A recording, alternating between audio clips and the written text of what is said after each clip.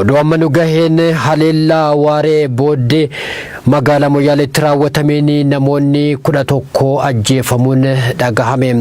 Aangawoonni naannichaa akka jedhanitti humnoonni biyyoota garaagaraa irraa dhufan hidhattoota naannoo Somaalee irraa dhufan waliin ta'uun meeshaalee waraanaa gurguddoo fayyadamuun magaalaa Moyyaalee haleelaa oolan.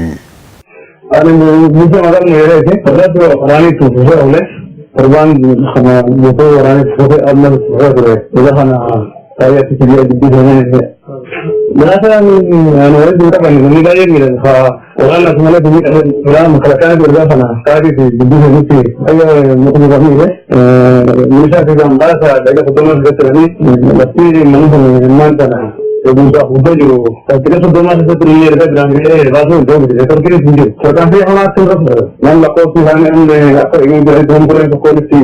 Raya kerja luar orang kami tu, kita nak kerja di situ kan. Untuk mana tu Malaysia jira Al-Shabaab ni sendiri, ini ada orang tu orang itu mana ada. Hari dah orang tu berapa Afrika orang. Raya tu dia di situ ada kerja je. Amma baru ini kerja orang tu.